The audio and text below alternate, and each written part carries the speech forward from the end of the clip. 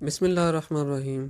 1162 के अंदर तकरीबन एक खंतील माउंटेन चोटी है जो कि मंगोलिया के अंदर है, जो रशिया बॉर्डर के साथ लगती है। एक इलाका वहाँ पे एक तिमुजिन नामी लड़का पैदा होता है जो बाद में चंगेज़ ख़ान के नाम से जाना जाता है।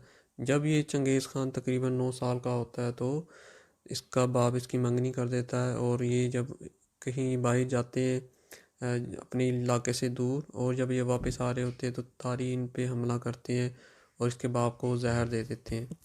शुमाल में मंगोलिया का देखें तो वहाँ पे मेरकेट की हुकूमत थी, और मगरिब साइड पे नेमन थे स्ट्रॉन्ग, और मशरिक साइड पे चंगेज़ ख़ान खुद था, और जो जनूबी साइड पे वहाँ पे कबीला जो स्ट्रॉन्ग था वो तंगूर सा लायो जो चाइना साइड पे है ततारियों के साथ। तो रास्ते में जब ये वापस आ रहे होते तो ततारी इसके बाप को जो है वो जहर दे देते हैं और वो उससे मर जाता है, और तिमुजिन को कैद में डाल दिया जाता है। तिमुजिन जो है उसके बाद किसी तरीके से ततारी के एक आदमी से मिल के वहाँ से भाग जाता है और दरिया के पास कहीं पनाह ले लेता है। तो वहाँ से वो फरार होके अपने ख़ानदान वालों के पास आ जाता है, और बेवा माँ जो है उसको सारी स्टोरी बताता है। फिर वो ज़िंदगी बसर करना शुरू कर देते हैं, क्योंकि वो ये लोग नोमैड्स होते हैं, यानी कि खाना बदोश है, इनकी ज़िंदगी काफ़ी ज़्यादा मुश्किल होती है। तो इसकी माँ उसको और भी ज़्यादा पढ़ाती है कि तुम आने वाले वक्त में जो है सारे कबीलों को इकट्ठा करोगे। जिसकी वजह ये थी कि ये जो खाना बदोश कबीले हैं, ये आपस में मंगोलिया में लड़ते रहते थे और लूट मार इनका एक आम सा मामूल था। तो 1178 में जब ये तकरीबन 16 साल का होता है तो ये अपने होने वाले ससुर के पास चला जाता है, जिसकी बेटी का नाम बोरते खातून है, जो इसकी मंगेतर होती है। तो इसका ससुर समझ जाता है और इसकी शादी कर देता है, और इनकी ये इसकी बेटी को हक महर जैसे होता है उसको वो एक खाल वाली कोट जो है वो दे देता है। उसकी शादी हो जाती है, उसका बाप उसकी तिमुचिन के साथ शादी करता है, बोते खातून के साथ। जब ये लोग अपने कबीले में रह रहे होते हैं, कुछ ही दिनों बाद जो एक मेरकिट कबीला है इनके पास, वो इसकी फैमिली पे हमला करता है इसके, और जो आसपास लोग हैं उन पे भी। तो ये डिफेंड नहीं कर सकते क्योंकि कमज़ोर होते हैं और काफ़ी ज़्यादा मारे जाते हैं, और कुछ जो बचते हैं वो भाग जाते हैं। लेकिन जो औरतें खातून है इसकी बीवी तिमुजिन की, तो ये कैद में चली जाती है मेरकित कबीले के साथ। तो वो उसको वॉरियर जो होता है मेरकित कबीले का, तो उनमें से एक वॉरियर को ये खातून औरतें खातून उसकी जो बीवी है उसको कैद में कैदी बना लेते हैं, और उसके साथ जो है वो बुरा सलूक करते। वो जैसे अपनी बीवी बना लेता है वैसे ही बना लेता है उसको। तो तकरीबन 8 महीने तक जो तिमुजिन है वो अपने आप को रीऑर्गेनाइज कर रहा होता है, और उसका जो अंदर से उसको गुस्सा आ रहा होता है। तो वो कुछ कबीले दूसरे कबीले वालों से हेल्प लेता है, तो ये रीऑर्गेनाइज अपनी दोबारा जो है वो फौज बना रहा होता है छोटी सी। तो इस आर्मी में तैयारी में उसका जो भाई है एक वांग मुंह वाला भाई, और जिसको तोगरुल के नाम से भी जाना जाता है वांग। तो ये तकरीबन 20,000 अपने सोल्जर्स पाई देता है, और साथ कहता है कि जम्मू जम्मू का खान से भी हेल्प ले लो।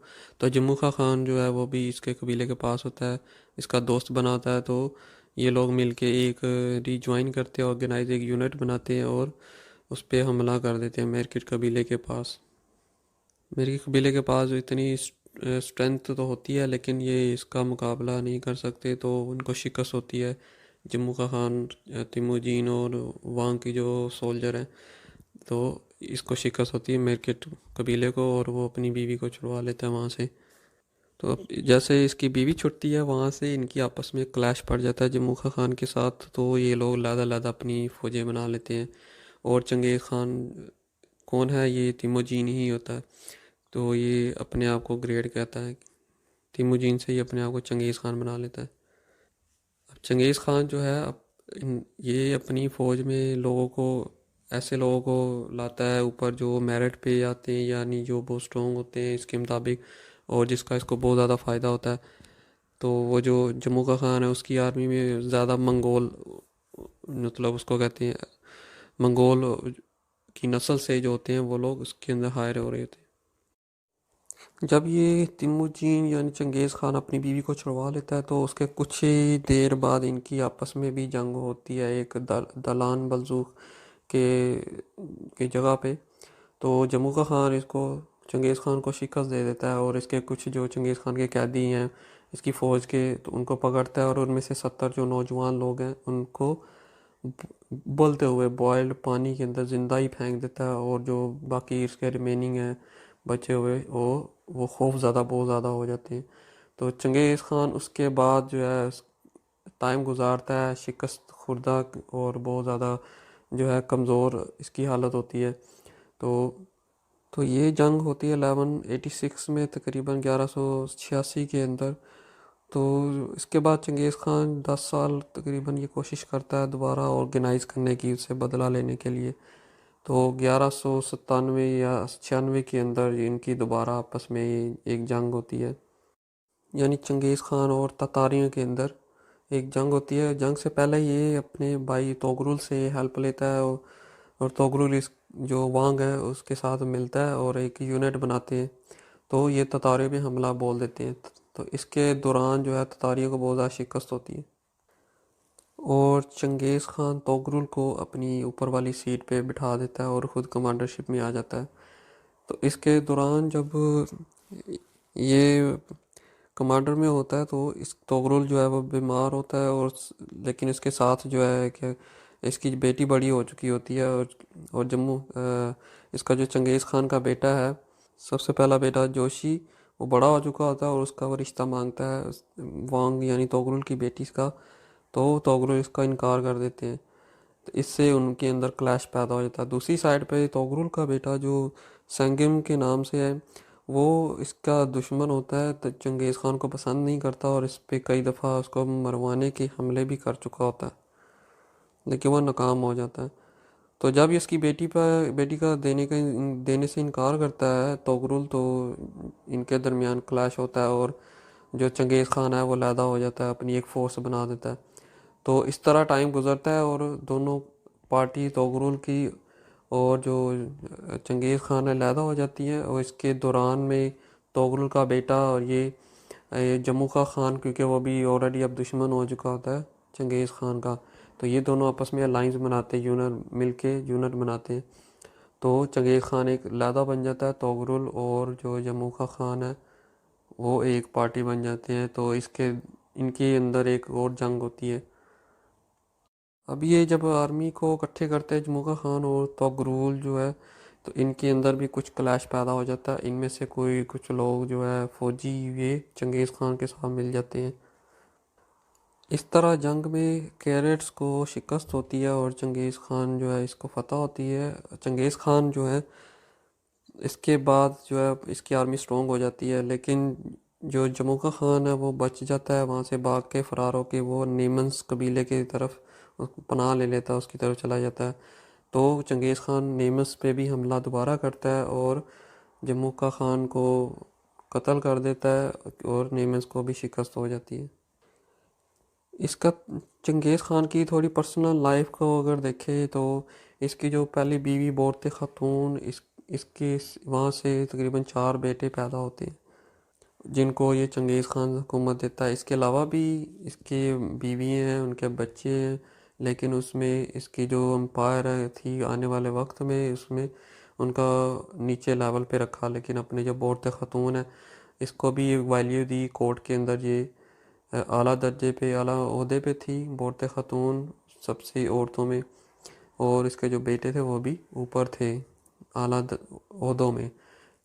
इसके अलावा ये चंगेज़ खान जहाँ भी जाता इस कबीले से अगर इसकी झड़प होती, जब ये जीत जाता था फतह हासिल होते, या तो ये किसी की उसकी जो बेटी है शहज़ादी उससे शादी के लिए कहता, या उसकी जो मलका है हाथ में लगती उनसे शादी करता ये, और साथ जो लोग हैं उनको कैद भी बनाता, कैदियों को अपनी खिदमत के लिए उनको रख लेता। तो तब जब इसने ततारियों पे हमला किया था तो इसकी एक बेटी थी। तो जब ये तातार का लीडर मारा जाता है तो उसकी बेटी होती है ये सुजिन चारन, जो लीडर होता है उसकी बेटी का नाम सुजिन है, जिससे ये सुजिन से शादी कर लेता है। इसी तरह मार्केट में जब ये हमला करता है तो शिकस्त जब उन लोगों को होती है तो उसकी एक बेटी खुलान है, उससे भी शादी कर लेता है। 1206 के अंदर चंगेज़ खान काफ़ी ज़्यादा स्ट्रॉन्ग हो चुका होता है और ये इसकी माँ ने क्योंकि इसको पढ़ाया होता है कि कबीलों को इकट्ठा करना है, और 1206 में सारे कबीलों को मार्केट नेमन्स जो कैरियर से सबको इकट्ठा करता है और एक यूनिट बना लेता है और ये थादी बन जाते हैं। इस इनमें एग्रीमेंट होता है तो सरदारी खुद खुद अपने पास ले लेता है। तो अगर हम दूसरी साइड पे देखें मुसलमानों की साइड पे, तो इसके बॉर्डर पे जो लगती थी, अब ये पूरी सल्तनत बन गई थी चंगेज़ खान की, मंगोलों की, अपनी छोटी सी मंगोलिया के अंदर। तो लेकिन अगर हम इसका साथ बॉर्डर देखें, वो ख्वाज़म शाह बॉर्डर लगता था, जी ज़िया लगता था इनको, प्लस जो खाज और जो है रशिया साइड पे थे लोग। अगर मुसलमानों को हाल देखे तो मुसलमानों में ख्वाज़म शाह, अब्बासी खिलाफत, अय्यूबी खिलाफत जो है ये आपस में, और दिल्ली है, इनकी आपस में काफ़ी क्लैश थे और एक यूनिट मुकम्मल नहीं था और इनमें जो है काफ़ी झड़पें भी हो चुकी हैं। लेकिन जो मंगोल हैं वहाँ पे ये लोग कबीले में, तो मंगोल इकट्ठे हो रहे थे लेकिन मुसलमानों में आपस में क्लैश थे, एक दूसरे का खून बहाया जा रहा था। तो अब ये चंगेज़ खान की नीयत बनती है कि पूरी दुनिया को फतह किया जाए और ये यहाँ से निकलता है, रशिया साइड से अटैक करता है और चाइना साइड पे ये लोग कंसंट्रेट करते हैं। तो लायो डायनेस्टी जो वेस्टर्न है, खितान, जीजिया, वहाँ पे हमले करते हैं और इनकी कंस्ट्रक्शन वहीं होती ज़्यादा। तो जो मुसलमान हैं इन लोगों को पता होता है कि ये डेवलप हो चुके हैं ऑलरेडी, इनकी इकानमी स्ट्रॉन्ग है, एक सिस्टम भी है काफ़ी बेहतर है इन लोगों से, मंगोलों से। तो ये लोग खाना बदोश होते हैं। तो अब इसका जो प्लान ये होता है कि जो चाइनीज साइड पे, ये रशिया साइड पे जो इनकी मुहिम चल रही है उसको कंटिन्यू रखे और मुसलमानों के साथ तजारत की जाए ताकि इनको इकोनॉमिकली स्ट्रॉन्ग हो, पैसा है इनको। तो ये अपने मायदे करता है ख्वाज़म शाह के साथ, लेकिन वो ज़्यादा बनती नहीं है इसकी। तो 8-9 साल तकरीबन थोड़ी सी झड़प भी होती है, और क्योंकि ख्वाज़म शाह का जो बादशाह है वो लाउद्दीन अलाउद्दीन को थोड़ा इस पे शक होता है, इसलिए इसकी वो कम्युनिकेशन जो है वो इतनी अच्छी नहीं होती। तो इसके साथ टाइम गुजरता है तो चंगेज़ खान अपने कुछ आदमी भेजता है और मुसलमान भी अलाउद्दीन के पास के इसके साथ मायदा कर लिया जाए तिजारत का। लेकिन जो अलाउद्दीन है ख्वाज़म शाह, उसको थोड़ा शक होता है क्योंकि ये लोग जब मंगोल वहाँ पे जिन डायनेस्टी चाइना साइड पे वहाँ पे ये मुहिम चला रहे होते हैं तो अलाउद्दीन के जो जासूस हैं कुछ भेजे हुए लोग इसको खबर देते हैं कि वहाँ पे ये लोग बहुत ज़्यादा जुल्म कर रहे हैं, खून बहा रहे हैं, इसलिए इसका एग्रीमेंट ज़्यादा नहीं होता अच्छा स्ट्रॉन्ग। अब दूसरी साइड पे अगर बासी खिलाफत का देखें, नसीरुद्दीन नासिर, तो वो चाहता है कि ख्वाज़म शाह और चंगेज़ खान की जंग हो जाए आपस में, उसकी साजिशें भी करता है लेकिन वो नाकाम हो जाता है। तो एंड पे आखिरकार ख्वाज़म शाह और चंगेज़ खान का आपस में एग्रीमेंट तिजारत का हो जाता है। चंगेज़ खान देखा है वो जंग लड़ना नहीं चाहता क्योंकि उसकी जो कंस्ट्रक्शन है, उसका जो ध्यान है वो भी चाइना की तरफ है और वो इसकी कंडीशन में भी नहीं होता कि मुसलमानों से झड़प कर सके बहुत बड़े लेवल पे। तो इसलिए, और दूसरा उसको इकोनॉमिकल फ़ायदा भी था। तो जब एग्रीमेंट हो जाता है तो चंगेज़ खान तकरीबन अपने 500 का काफ़िला, जिसमें ज़्यादा मंगोल हैं कुछ मुसलमान भी होते हैं, वो भेजता है ख्वाज़म शाह सल्तनत की तरफ कज़ाकिस्तान रास्ते से। तो रास्ते में ही उसका एक गवर्नर, जो थरार गवर्नर होता है कज़ाकिस्तान में, उसका नाम है इनालचुल के नाम से, वो इन लोगों को रोक लेता है रास्ते में ही और चंगेज़ खान के काफ़िले में जो मंगोल होते हैं उसको मार देता है क्योंकि ये लोग तिजारत के लिए आए थे। तो उनको ज़्यादा कुछ सब मार देता है अपनी तरफ से, कुछ मुसलमान को छोड़ देता है। तो अब कुछ एक दो हिस्ट्री में कुछ एक है, कहीं दो भी हो सकते हैं, वो भाग जाते हैं काफ़िले से और चंगेज़ खान को इसकी इतला दे देते हैं कि उनके साथ ये हुआ। और जो इनाल चला ये चला जाता है अलाउद्दीन के पास और उसको बोलता है कि मैंने इन लोगों को मारा इसलिए कि ये लोग जासूसी करने आए थे, ये तिजारत करने नहीं आए थे, इसलिए मैंने इनको मार दिया। और अलाउद्दीन इस पे वो यकीन कर लेता है। तो अब जब ये खबर चंगेज़ खान के पास पहुंचती है तो चंगेज़ खान इससे बहुत ज़्यादा गुस्से में आता है। तो वो दोबारा अपने कुछ मंगोल और एक मुसलमान भेजता है कि एग्रीमेंट करे दोबारा ख्वाज़म शाह से, अलाउद्दीन से, कि नालचुन को, गवर्नर को चंगेज़ खान के हवाले किया जाए कि उसको सज़ा मिले। लेकिन जो अलाउद्दीन है उस पर क्योंकि यकीन कर चुका होता है नालचुन पे कि उसने सही मारा है, तो अलाउद्दीन क्या करता है, मंगोल मंगोल जो होता है उसका मतलब पैगाम लेने वाला सफ़ीर जो होता है उसका सर काट देता है और अब मुसलमान की दाढ़ी जो है उसको साफ कर देता है, दाढ़ी काट देता है उसकी। अब चंगेज़ खान के पास ये जब सर जाता है तो वो दोबारा उसको गुस्सा दिलाता है ये चीज़। तो अब वो तैयारी करता है वो जंग के लिए मुसलमानों के साथ, ख्वाज़म शाह के साथ। अब ये काफ़ी तैयारी में लगा रहता है। मंगोलों के अंदर एक ख़ास चीज़ ये थी कि ये ख़ास भी कह लें और होशियारी भी कह सकते हैं और बुज़दिली भी कुछ, कि ये लोग डायरेक्ट हमला नहीं कर सकते थे जब तक ये जासूसी ना कर लें, दूसरों की कमज़ोरी ना जान लें। तो इनके कुछ ख़ास जो है वो ऑलरेडी कामयाब हो चुके थे। ये लोग पोलैंड में भी मुहिम चला चुके थे, इनके कुछ जासूस काफ़ी ज़्यादा 1 साल जासूसी करके फिर उन्होंने पोलैंड को शिकस्त दी कि उनकी आपस में जब सिविल जंग आपस में लगती हो तो वो ये ख़रीदते थे, अपने साथ मिला के फिर हमला करते थे। इसी तरह जब मुसलमानों के ऊपर ख्वाज़म शाह के जो कमज़ोरियाँ थी, इसने अपने जासूस भेजे काफ़ी उसकी कमज़ोरी को पता चलाने के लिए। तो जब ये रेडी हो गया इसने अपने जो आर्मी ऑर्गेनाइज़ की।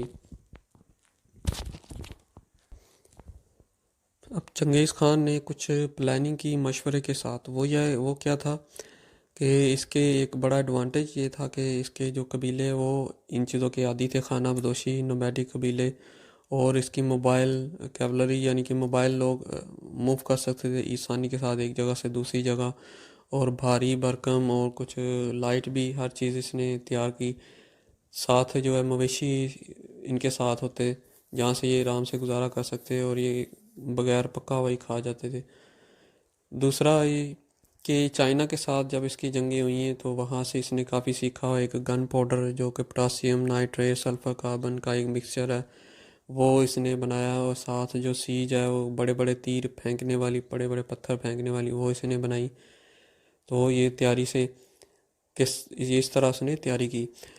दूसरा जो इसकी कमज़ोरियाँ क्या थी मुसलमानों की, ख्वाज़म शाह की अहमकाना हरकतें कह सकते हैं, या उनके जो हालात थे वैसे थे क्योंकि वो फुल ऑर्गेनाइज नहीं थे। नंबर वन, उसको कोई इसकी इतनी खबर नहीं, उसने तैयारी नहीं की, एक बड़ा यूनिट नहीं बनाया उसने एक आर्मी का। और उसने लहदा जो है वो गैरिसन बनाई, चौकियाँ बनाई। और दूसरा ये मसला था ख्वाज़म शाह का कि उसने एक बड़ी आर्मी नहीं बनाई, प्लस उसके जो किले थे बॉर्डरों के पास वो इतने ज़्यादा बड़े नहीं थे, या छोटे थे या थे ही नहीं। तो छोटे छोटे यूनिट इसने वो बॉर्डर पे अपने बनाए हुए थे। और जो बुखारा समरकंद वो अभी रिसेंटली इसने वो फतह किए थे, तो लोग भी इसके साथ इतना ताउन में नहीं थे।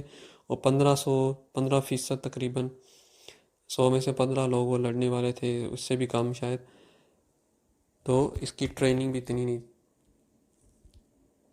और दूसरा इसकी जो मोबाइल जो फोर्सेस थी, मोबाइल इसकी आर्मी के यूनिट्स थे वो बहुत ज़्यादा फास्ट अटैक करते थे कि अगला दूसरा सोच ही नहीं सकता। और इसके साथ ये भी था कि वो छोटे छोटे यूनिट थे, बजाय इसके कि बड़ी आर्मी से फेस करे, वो छोटे छोटे जो इनके चौकियाँ थी मुसलमानों की, ख्वाज़म शाह की जो काज़ाकिस्तान साइड पे, समरकंद बुखारा साइड पे चौकियाँ थी, उनको आराम से वो छोटे छोटों को ऐसे उन्होंने जैसे इसको पीस मील कहते हैं बगैर शिकार के ही मिल जाए। तो उनके लिए एक आम सी आसान सी बात थी, तो वो वहाँ से इसे उन्होंने अटैक करने की प्लानिंग की। ख्वाज़म शाह उसको एक जानबूझ के भी उसने ये काम किया कि बड़ी फोर्स ना बनाई जाए, इकट्ठी ना की जाए। तो उसको शक था कि जो ये आर्मी है इसके ख़िलाफ़ ना दावा बोल दे, उसके साथ बेट्रेल ना कर ले, यानी कि जिसको धोखा ना दे जाए, दुश्मनों के साथ ना मिल जाए। लेकिन ये उसकी सोच थी तो चंगेज़ खान ने इसी का फ़ायदा उठाया और वो इसी की ख्वाज़म शाह सल्तनत की तबाही का बास बनी। प्लस जो इसके साथ जो मुसलमान मासूम है उनको शहीद किया गया बड़ी बेदर्दी के साथ, औरतों बच्चों को। क्योंकि ख्वाज़म शाह ने एक बहुत बड़ी एक यूनिट नहीं बनाया, एक जगह पे इकट्ठा नहीं किया फ़ौज को उन बॉर्डरों के साथ, क्योंकि उसको थोड़ा शक होना चाहिए, इसको पता होना चाहिए कि रखनी चाहिए थी फ़ौज। तो अब जब वो बुखारा पे पहुँचे, इमाम इब्न असीर रहमतुल्लाह फरमाते हैं कि बुखारा के अंदर जब ये लोग अटैक करने आए तो अटैक करने से पहले ही जो फ़ौज थी ख्वाज़म शाह की वो भाग चुकी थी, या उन्होंने मतलब खुद ही जो है सरेंडर कर चुके थे। और जो मुसलमान वहाँ पे लोग थे उनको वैसे ही छोड़ दिया बेयारो मददगार, और और वो अपने काम में मसरूफ़ था, किसी को ख़बर भी नहीं थी। तो जब ये लोग वहाँ पे आए तो उन्होंने बहुत ज़्यादा खून बहाया मस्जिद में, कहीं कुछ भी नहीं छोड़ा इन लोगों ने। जिस मुसलमानों ने सरेंडर किया, सेटलमेंट चाहिए, उनको भी नहीं छोड़ा, काफ़ी ज़्यादा को कत्ल कर दिया, शहीद कर दिया। तो ब्रीफली के वो बुखारा में पहले ही, बुखारा से जो मुसलमान फ़ौजी थे वो पहले ही जा चुके थे, तो फिर मुसलमानों को बहुत ज़्यादा नुकसान हुआ। समरकंद के अंदर एक तुर्की यूनिट था जो कि तो उनका ओरिजिन उन तुर्की था, और वो लोग उन्होंने समझा कि मंगोल जो है इनको कुछ नहीं कहेंगे, उन्होंने सरेंडर कर दिया पहले ही कि मंगोलों को कि हम सरेंडर करते हैं, और उनसे उनसे बोला कि हम लोग एक ही ओरिजिन के हैं, मिलते जुलते हैं, भाई हैं, तो ये लोग हमें कुछ नहीं कहेंगे। लेकिन जैसे ही सरेंडर करते हैं वो उनको भी मार दिया जाता है, उनको भी कत्ल कर देता है सारे फौजियों को। और काफ़ी ज़्यादा जो उन मुसलमानों के मोर्चे थे उन्होंने पहले ही सरेंडर कर चुके थे क्योंकि छोटे यूनिट थे। तो लेकिन जो जिसने भी सरेंडर किया उसको भी मार दिया, और कहीं 7वें दिन ही सरेंडर कर चुके किसी ने जंग की तो सबको ज़्यादा उन्होंने शहीद कर दिया, बहुत ज़्यादा खूनख्वारी हुई। जब ये लोग इनालचुल किले पे जाते हैं कबीले में, और तुरार सिटी कजाकिस्तान में, तो वहाँ पे इनको थोड़ा रेजिस्ट करना पड़ता है। इनालचुल उसके अंदर होता है किले में, क्योंकि वो स्ट्रॉन्ग होता है किला। तो ये उस पे जो मंगोल हैं हमला करते हैं, उसको काफ़ी मुश्किलात मंगोलों को आती हैं, तो वो रेजिस्ट करती है उसकी फ़ौज इनालचुल की। तो लेकिन जो इसके साथ वो कैरी ऑन करके अब वो क्योंकि घेरा डाल लेते हैं, और वो जो मंगोल हैं वो किले के ऊपर चढ़ने की कोशिश करते हैं, तो लेकिन जो नालचुल की फ़ौज है वो वहाँ से इनके ऊपर पत्थर फेंकते हैं, और काफ़ी मंगोलों को मारते हैं लोग। लेकिन एट दी एंड उसको भी पकड़ लिया जाता है और उसको भी कत्ल कर देते हैं ये लोग। तुर्की के लोग बेसिकली सेंट्रल एशिया में है, तुर्की के आसपास के इलाके, कजाकिस्तान वगैरह मंगोलिया साइड पे हैं इसमें। तो इनकी जो लैंग्वेज है वो तुर्की की लैंग्वेज है। वहाँ से जो तुर्की के अंदर आज जो तुर्की है उसके अंदर कुछ जो लोग हैं उन्होंने अरबी सीखा, अरबी को मिक्स किया इसके साथ, और जो तुर्की की ज़ुबान है आज हम देखते हैं कि उसके अंदर अरबी भी है। तो ये तुर्किश लैंग्वेज, तुर्किश ज़ुबान वजूद में आई, और वही लोग तुर्किश लोग हैं, ना कि तुर्की। तो चंगेज़ खान तकरीबन 1220 में एक साल में हमला करता है, और वो अलाउद्दीन तक पहुंच जाते हैं इसकी जो फ़ौज है। तो अलाउद्दीन का जो शहर है,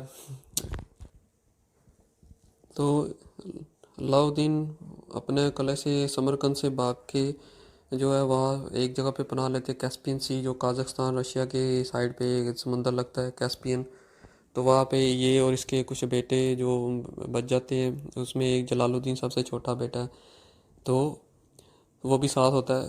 अलाउद्दीन फिर बीमार हो जाता है, और अपनी जो उसकी नेक्स्ट टाइम जो अपना वो जानशीन मुकर्रर करता है उसको जलालुद्दीन को दे देता है अपनी जो है जिम्मेदारी। तो जलालुद्दीन वहाँ से रीऑर्गेनाइज करता है फिर वो, और उसमें अफ़गानिस्तान में चला जाता है। तो वहाँ पे मंगोलों के साथ इनकी एक और झड़प होती है 1200 तकरीबन 20-21 के पास। तो अफ़गानिस्तान में मंगोलों को बहुत शिकस्त देते हैं, तो मंगोल वापस जाते हैं, फिर दोबारा वो मंगोल री अटैक करते हैं दोबारा रीऑर्गेनाइज करके। तो अब जलालुद्दीन को शिकस्त हो जाती है, अफ़गानिस्तान में एक मसला है कि वहाँ पे भी कबीले जो है इनकी आपस में, मुसलमान जलालुद्दीन जब लीडर होता है तो इनकी एक क्लैश हो जाता है। तो इसकी वजह से वो भी जो है उनमें कमज़ोरी आ गई। तो मंगोलों को इसका बहुत ज़्यादा फ़ायदा हुआ। तो मंगोलों ने इस पे दावा बोला, झड़प हुई, और इसके साथ जो जलालुद्दीन के साथ जो लोग थे अ, वो लोगों ने उसको मशवरा दिया कि तुम वहाँ से, दिल्ली सुल्तान है वहाँ चले जाओ। तो वो कुछ लोगों को लेके वहाँ से भाग गया, और जो बच गए वहाँ पे मंगोल अफ़गानिस्तान के अंदर, उनको वहाँ पे ज़बह कर दिया गया मुसलमानों को। जब जलालुद्दीन उधर दिल्ली सल्तनत में पहुंचता है लाहौर साइड पे, तो वहाँ का लीडर होता है तितमिश। तो उसका जो सुल्तान है, दिल्ली सुल्तान, वो उसको एक्सेप्ट नहीं करते ये लोग, क्योंकि ये नहीं चाहते कि मंगोलों के साथ इनकी जंग हो। और दूसरा है कि बासी खिलाफत के साथ उनकी बनती है, लेकिन ख्वाज़म शाह के साथ ज़्यादा इनकी आपस में बनती नहीं, तो उसको एक्सेप्ट नहीं करता। तो जलालुद्दीन वहाँ से वापस ईरान की तरफ जाने की कोशिश करता है, जो कि ख्वाज़म की सल्तनत के अंदर था। क्योंकि ख्वाज़म शाह की सल्तनत में काफ़ी ज़्यादा ईरान का हिस्सा था। सेंट्रल एशिया, काज़ाख्स्तान, उज़्बेकिस्तान, ताजिकिस्तान और ईरान का हिस्सा। तो जब ये वापस जाता है तो सिंध पे हमला करता है जलालुद्दीन, तो वहाँ पे भी कब्ज़ा कर लेता है। तो जब ये ईरान में पहुँच जाता है तो ये ईरान के अंदर अपने भाई के साथ मिलके एक नई रीऑर्गेनाइज रीग्रुप करने की कोशिश करता है, लेकिन सारे जो बची हुई थोड़ी बहुत ख्वाज़म शाह की सल्तनत है, वो आपस में दोबारा एक यूनाइट नहीं करते। तो इस्टाब्लिश थोड़ा करते हैं, फिर इनकी बासी खिलाफत के साथ जो खलीफा नासिर, उसके साथ जंग होती है।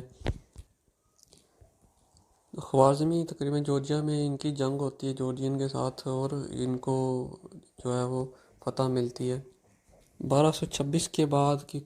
अब इसकी जंग हो रही होती है, यूबियों के साथ हो रही होती है, और अब्बासिद के साथ दूसरा मंगोल इसको अपोज कर रहे होते हैं। तो ये जंग के साथ इसी हालत में ही टाइम गुजारता है। और इसके साथ जो सल्जूक ऑफ रोम के जो सल्जूक हैं, वो भी इसके ख़िलाफ़ होते हैं। वो अपनी जो सल्तनत उनको अपनी पड़ी होती है। यूपी के साथ इसकी एक बहुत बड़ी जंग होती है 1226 के बाद। यसीसिमन जो कि दरियाए फ़रात के पास है, जो कि 1230 के अंदर बहुत बड़ी डिसासिव इनमें जंग होती है, लेकिन इसको जलालुद्दीन को शिकस्त हो जाती है वहाँ पे। तो ये वहाँ से भाग के एक जगह पे बना लेता है पहाड़ी इलाके में। तो मंगोलों को भी इसका फ़ायदा हो चुका होता है। वो और ज़्यादा यूपी के फ़ौरन बाद मंगोल भी इस पे हमला करते हैं। फिर वहाँ से भागता है, एक जगह पे पनाह लेता है, और वहाँ पे एक अननाउन जो जिसका पता हिस्ट्री में नाम नहीं है, तो वो सल्जूक कुछ हिस्ट्री में कहते हैं कि वो इसको एक कत्ल कर देता है जलालुद्दीन को। तो जलालुद्दीन 1220 से 1231 के दौरान जो इसके मुहिम होती है, जब ये मतलब खलीफा होता है अपनी सल्तनत का, जो सुल्तान होता है, तो इसको भी शिकस्त होने के बाद 1231 में इसकी भी डेथ हो जाती है एक सजूल के हाथों, जो इसको कत्ल कर देता है। तो इस तरह ख्वाज़म शाह की सल्तनत का बिल्कुल ख़ात्मा हो जाता है। तो अगर हम ब्रीफली देखें तो बेसिकली 1218 से लेके 1221 तक मंगोलों ने तकरीबन आलमोस्ट सारा ख्वाज़मिया ख़त्म कर दी थी। तो उसके बाद जलालुद्दीन जो है वो रीऑर्गेनाइज करता रहा, उसने कोशिश की, लेकिन वो एंड पे नाकाम ही रहा। आने वाली किस्तों में हम डिस्कस करेंगे मंगोलों का जो टकराव होता है वो तुर्की के साथ, यानी सलमान शाह और तुगरुल उस्मान, और दूसरी साइड अब्बासी खिलाफत के साथ इनका होता है टाकरा, और यूपी के साथ इनके साथ जो झड़पें होती हैं वो हम डिस्कस करेंगे आने वाली किस्तों में। तो देखते रहिए। अल्लाह हाफिज़ तब तक के लिए।